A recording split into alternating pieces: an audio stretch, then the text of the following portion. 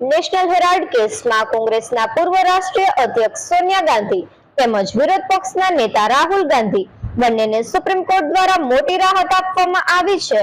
ત્યારે સમગ્ર દેશમાં કોંગ્રેસ પાર્ટી દ્વારા આ મામલે કોંગ્રેસના શીર્ષ નેતૃત્વને સત્તાધારી ભાજપ હેરાન પરેશાન કરી રહ્યો છે અને ઈડી જેવી એજન્સીઓનો દુરુપયોગ કરી બદનામ કરવાની કોશિશ કરે છે તેવા આક્ષેપ સાથે વિરોધ પ્રદર્શન કરવામાં આવે છે।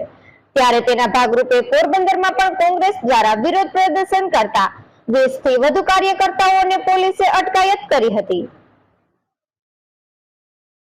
પોરબંદર જિલ્લા કોંગ્રેસ સમિતિ દ્વારા હાર્મની ફુવારા પાસે ભાજપ સરકાર સામે ઉગ્ર વિરોધ પ્રદર્શન યોજવામાં આવ્યું હતું।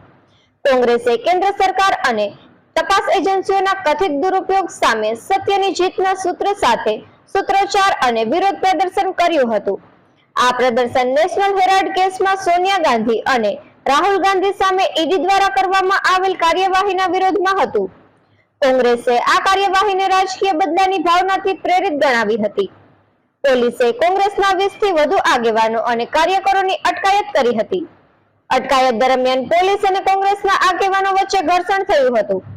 કોંગ્રેસના આગેવાનોએ આક્ષેપ કર્યો હતો કે ભાજપ સરકાર કેન્દ્રીય તપાસ એજન્સીઓનો ઉપયોગ કરીને વિરોધને દબાવવાનો પ્રયાસ કરી રહી છે।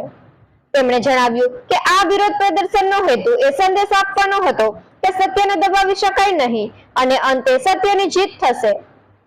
વિરોધ પ્રદર્શનમાં જિલ્લા કોંગ્રેસ પ્રમુખ રામભાઈ મારુ, વરિષ્ઠ આગેવાન નારણભાઈ ચાચિયા, મહામંત્રી પોપટભાઈ ચાચિયા, શહેર કોંગ્રેસ પ્રમુખ રાજવીરભાઈ બાપોદરા, મહામંત્રી કાંતિભાઈ બુધેચા, ઉપપ્રમુખ જયેશભાઈ ઓળેદરા, માલધારી સેલના પ્રમુખ રામભાઈ ઉલવા, મહિલા પ્રમુખ હીરાબેન ચામડિયા સહિત આગેવાનો અને કાર્યકરો જોડાયા હતા।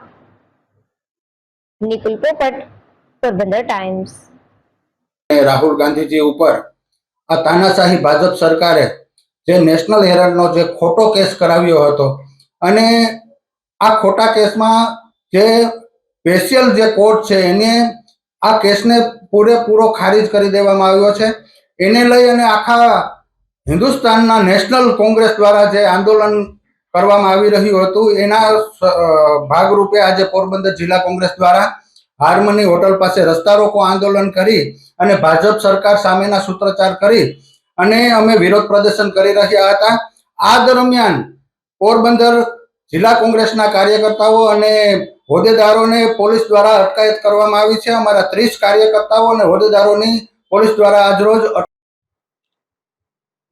આજરોજ પોરબંદર જિલ્લા કોંગ્રેસ દ્વારા બાલુબાના ફુવારે જે અમે વિરોધ પ્રદર્શન કર્યું એમાં પોલીસ દ્વારા અટકાયત કરવામાં આવી છે અને અમે 50 થી 60 થી વધારે કાર્યકર્તાઓ ત્યાં વિરોધ પ્રદર્શન દર્શાવ્યું છે। જે મોદી સરકારનો ષડયંત્ર કોર્ટમાં પર્દાફાશ, નેશનલ હેરાલ્ડ કેસમાં જે ઈડીની કાર્યવાહી નકલી ગેરકાયદેસર જાહેર થઈ છે। માનનીય ન્યાયતંત્ર યંગ ઇન્ડિયન કેસમાં સોનિયાજી અને રાહુલજી ઉપર ઈડીની કાર્યવાહી નકાર કાઢી હતી। કોર્ટમાં સીધો ઈડી પાસે કેસમાં તો ન કાનૂની અધિકારી હતું કે ન એફઆઈઆર હતી। કોંગ્રેસ વિરુદ્ધ અને મીડિયાના ટ્રાયલ વર્ષોથી ભાજપ એમનો પ્રચાર કરી અને ગેરકાયદેસરનું અસ્તિત્વ નથી। કોર્ટે સ્પષ્ટ કહ્યું છે કે કોઈ મની લોન્ડરિંગ નથી, કોઈ ફોજદારી કાર્યવાહી નથી, મિલકતનું ટ્રાન્સફર નથી। આ નિર્ણય મોદી સરકારના રાજકીય વેરભાવ, જેમાં તપાસ એજન્સીઓને દુરુપયોગ કરીને મુખ્ય વિરોધ પક્ષ કોંગ્રેસ પક્ષને બદનામ કરવાનું જે કાવતરું છે તે ફેલ ગયું છે। કોંગ્રેસનો સીધો સ્પષ્ટ નમ્યા હતા અને નથી નમવાના।